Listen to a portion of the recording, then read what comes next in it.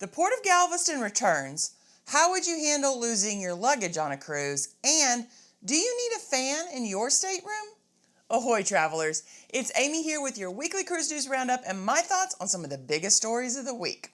After Beryl made landfall as a Category 1 hurricane, the Port of Galveston is making its way back to normal. The port had to rely on backup generators due to a lack of power in the area. Beryl hit land on July 9th, and officials began surveying Galveston Harbor as soon as the storm left the area. Now, most ships that home port in Galveston were out to sea when the storm hit, having left out on the 6th and 7th. Guests on the Carnival Dream were notified to arrive in port early on the 7th as the line moved up the ship's departure time so they could get out in time. However, one ship was impacted. Royal's Mariner of the Seas remained at sea until after Beryl left the area on the 9th. This impacted the sailing originally scheduled to depart on the 8th, which lost a day of their cruise and did not stop at Costa as planned. Carnival has been urging those booked on the Dream and Jubilee to stick to their assigned embarkation times, as the Port of Galveston has limited air conditioning in some of the terminals. Guests who arrive early are going to be asked to return later at their scheduled time. During the typical check-in and embarkation times from 10 a.m. to 3 p.m., temperatures in Galveston are expected to be up into the low 90s. This can feel even hotter inside an enclosed terminal with limited airflow. If you've ever been in one of these crowded terminals, winding around, waiting to go through security, and then having to sit around and wait to get on the ship, you know that this is the perfect time to either be first in line or wait until the crowds have dissipated. Now, the Mariner of the Seas continues to be plagued with delays, as those planning to sail out of Galveston today have been informed that the Mariner will be delayed returning to Galveston, and the July 13th sailing is going to be missing a port of call. This is due to a medical emergency where a guest passed away and the ship had to backtrack significantly toward Cozumel. The arrival times for embarkation have been pushed back 5 to 7 hours depending on guests' original arrival time, with those originally arriving at 10:30 a.m. being asked to not arrive until 5:30 p.m. Guests are being compensated with $50 onboard credit, and those with flights will receive up to $200 for domestic travel changes and $400 for international. Now, while cruisers sign a contract saying they know itineraries can be changed and the line doesn't have to provide any compensation, I'm not sure $50 is what I would have expected for a missed port due to a delay like this. While I wouldn't expect any compensation if a port was missed due to weather, it seems most lines do offer compensation of some sort if ports are missed due to a delay and the ship is delayed itself. But I would expect something more like $100 of onboard credit. What do you think? For me, it's not the missed port, but the loss of time on board that I think needs compensation. Some cruisers are barely going to get on board before it's time to go to bed. That's almost a full day lost, and that I feel like is where the compensation needs to come in. Now, while Royal's newest ship, the Utopia of the Seas, has taken a backseat in the press to the Icon, there are still plenty of people anxious to try out the second largest ship. The Utopia arrived in Port Canaveral on the 11th and will set sail on its inaugural cruise on Friday the 19th. The Utopia is unique in that it is the only mega ship sailing short 3- and 4-day sailings, and these are going to be going to Royal's private destinations in Nassau and the Bahamas. So basically, guests are on a fully immersive Royal Caribbean vacation. I mentioned my thoughts on Utopia's itineraries long ago when this information was first announced, but what do you think about designating such a large resort-style ship for short cruises? Usually, lines set aside older, smaller ships for these short itineraries. This will provide guests with the chance to experience a mega ship without having to book a week-long cruise, but at the same time, there's not going to be any way to truly experience all that the Utopia has to offer on such a short cruise. Even a 7-day cruise barely provides cruisers enough time to fully enjoy these Oasis-class ships. So what do you think? Is this a good use of an Oasis-class vessel or not? Should Royal maybe have designated one of their older Oasis-class ships instead for this experiment? I'm just curious to see if this becomes a party ship like many others that sail 3- and 4-day cruises. My guess is that the cost may be enough to keep that from happening too much.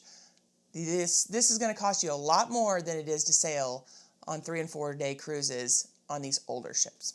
Now, you guys know I love keeping track of Carnival Ambassador John Heald's Facebook page and all the drama that goes on over there with the weird complaints and requests. While there were several good ones this week, there is one I definitely want to discuss, and that has to do with fans in the stateroom. Mr. Heald posted one cruiser's question/complaint. Hey, question. Why can't Carnival put a fan in every room? Our roll call shows that every person wants one. Now, first of all, I highly doubt this. Every single person that signed up for the roll call on whatever social media site you've logged into, Facebook, whatever, Cruise Critic, every single person said, yes, I want a fan. I just not sure I believe that. Anyway, it continues. My wife is a light sleeper and sleeps with a fan every night. Why should we bring our own fans? Why indeed? Why should you have to bring your own fan? Why can't they be available on the ships? Having to carry one from home to the ship is not convenient. Carnival should have them in every room on every ship. You will say that it's too expensive. Go pound sand, John Heald. Carnival is a multi-billion-dollar company. Buying fans for every room will not break Carnival's bank. While I'm sure that's kind of true, it wouldn't break Carnival's bank. There is a way that they become a multi-billion-dollar company. It's by not wasting money on items that are going to easily break and have to be consistently replaced. Especially if you're just talking about a fan that's going to be tossed around, people are going to be moving it to different areas constantly. That's going to put a lot of wear and tear on it. So in John Heald's response, his responses are always the best. Thanks so much, and buying fans for every cabin on every ship would be a ridiculous amount of money. And would everyone use it? We do have a few fans on our ships, but they are for medical and emergency use for the main part. So please, if you wish to have a fan, please bring your own. It should be no bigger than 12 inches, and please put it in your carry-on bag. He goes on to ask everybody, are you a fan of fans? Yes, I bring one with me on every cruise. No, I don't need a fan. And then, I love this, see, I hired John Heald to stand next to my bed dressed as a Roman gladiator using a fan made of peacock feathers to waft me to sleep. And then he says, while I ask Uncle Google what go pound sand means, I will leave you to please answer A, B, or C. Cheers. Gotta love John Heald. Now, this is a topic that comes up every year or so. I'm one of those people who take a fan with me when I cruise. I have a really small one, about this big, and then a larger one that's about this big. It's really thin though. But both are travel fans that can be charged with a USB. Now, I don't put them in my carry-on luggage. I don't know why you would need to, but I'm not putting it in carry-on luggage. I've got enough stuff in there. One of the main reasons I bring a fan, though, is because I cruise with my mother, and we like different room temperatures. I love to sleep in the cold, and I would keep our stateroom as cool as possible if I could, but then Mom would freeze at night. And as it is, she usually has to have extra blankets on her bed.